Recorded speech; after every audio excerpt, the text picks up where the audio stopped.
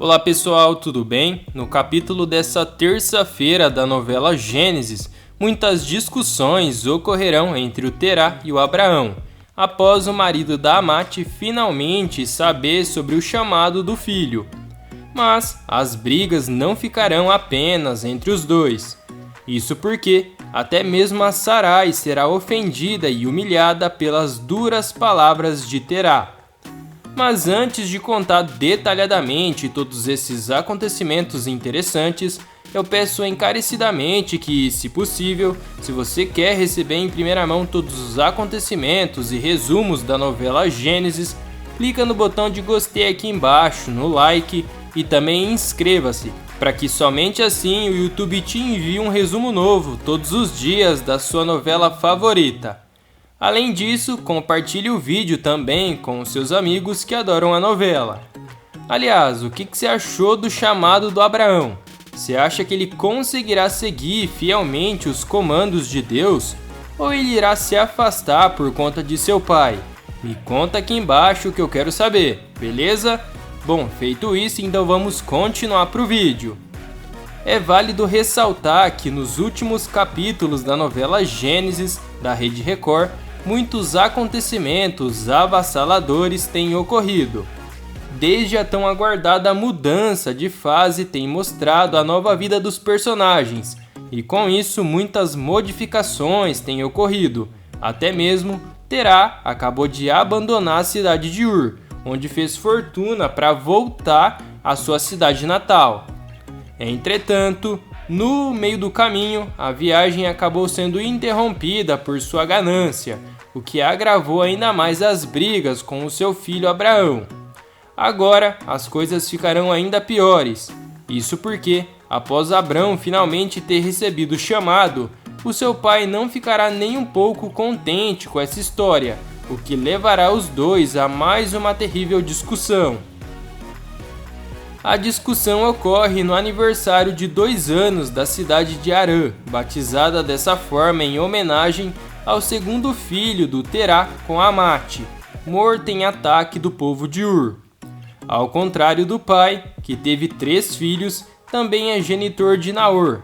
Abrão ainda não conhece a paternidade, embora já esteja na terceira idade. E por conta disso, é pressionado para arrumar uma segunda mulher e assim gerar herdeiros. Quanto mais o tempo passa, mais o Abrão e Sarai são pressionados a terem herdeiros. Mas as coisas ficarão realmente ruins para ambos, após Abrão ter contado a seu pai sobre o chamado divino. Isso pois, Terá não acreditará na revelação de Deus feita ao seu filho. Com isso, ele se enfurecerá com o relato acreditando ser uma desculpa para que o Abrão não se case novamente. O Abrão voltará a insistir que está falando a verdade e que Deus havia falado com ele. Sem acreditar, o viúvo de Amate questionará se o filho bebeu e pegou sol demais, pedindo que ele vá tomar um banho de rio para que depois eles conversem. O escolhido de Deus irá ressaltar que ele não está mentindo, pontuando que o patriarca da família lhe conhece e sabe que ele jamais iria brincar com uma coisa dessas. Debochado e maldoso, o marido de Nade questionará se o primogênito já esqueceu que não acredita em deuses e chegou a quebrar todos os ídolos de Naor por este não ter a mesma opinião religiosa que a dele. Voltando a ser sarcástico, ele questionará se de repente ele se tornou um sacerdote, apenas para continuar desafiando o pai, debochando do fato do filho não querer desposar uma segunda mulher. O Abrão insistirá em expor a sua opinião e o ocorrido, tentando convencer o pai de que realmente conversou com o Senhor e que ele lhe prometeu realizar o seu sonho e tornar real sonhos que ele sequer sabia que tinha, pontuando que não está mentindo. Em seguida, o escolhido ressaltará que crê em Deus, afirmando com veracidade que acredita no mesmo que Deus que a mãe sempre havia lhe falado desde a infância, relembrando que um dia, há muito tempo atrás, o pai também havia servido e acreditado nesse mesmo Deus. antes de se render aos hábitos e à cultura de Ur e abandonar suas antigas crenças para a reprovação de seus filhos e de sua esposa. Ônico, o pai rebaterá que já adianta que o Deus que o filho está citando não conversa com ninguém, fazendo com que os dois se afastem de vez e que Abrão decida se separar do pai e tomar o seu próprio caminho ao lado da esposa e de seus aliados, deixando Arã e o pai para sempre. O marido de Sarai já vinha há tempo sendo frustrado pelas atitudes do pai.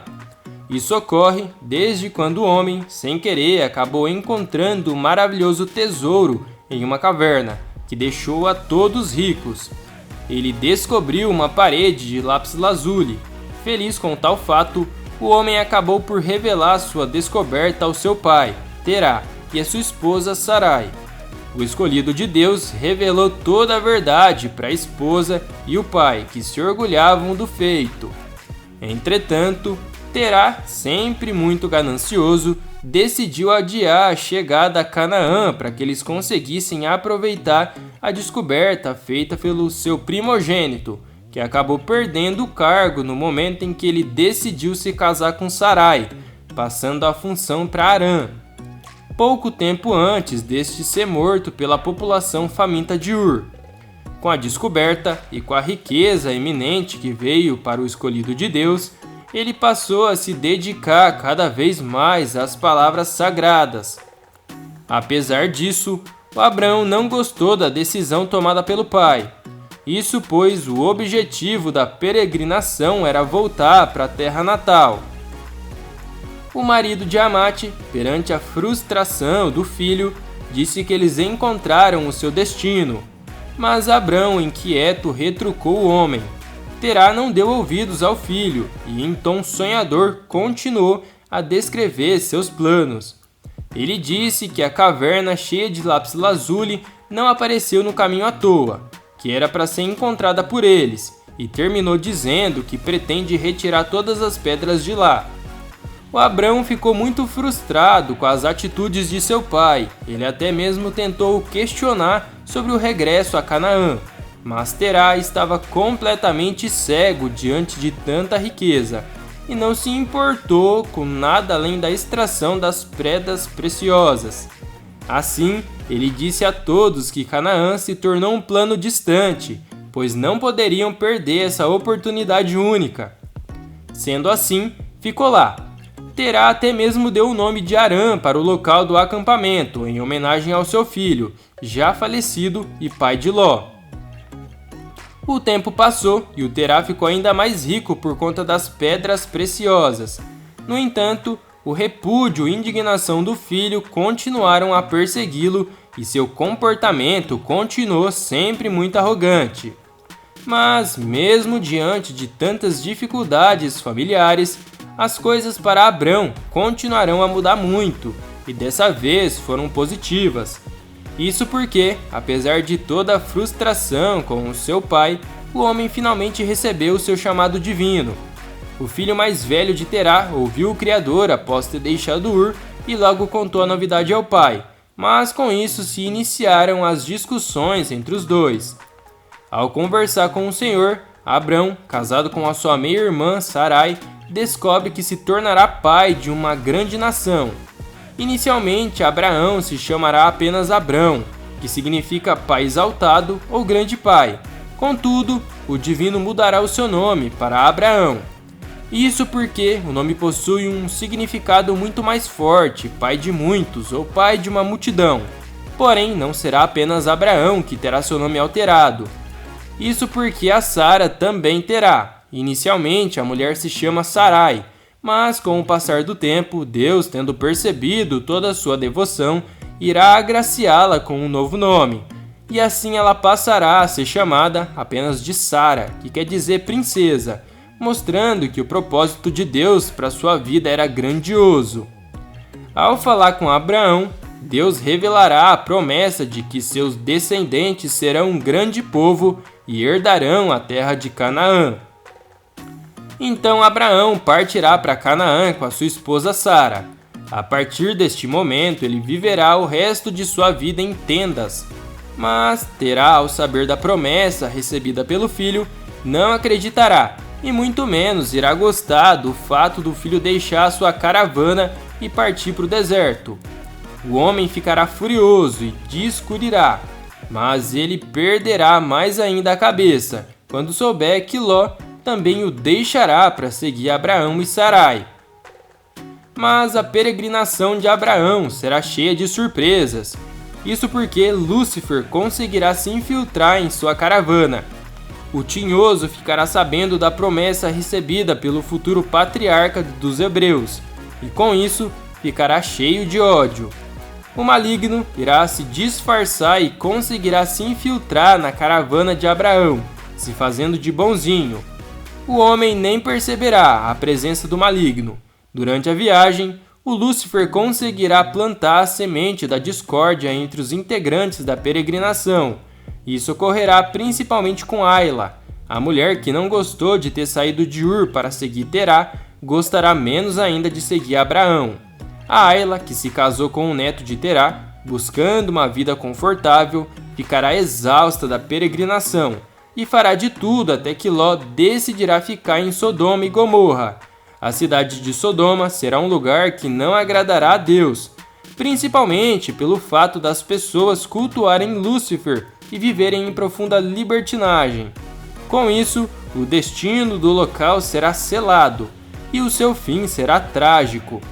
Além destes acontecimentos, muitos outros fatos acontecerão na novela Gênesis.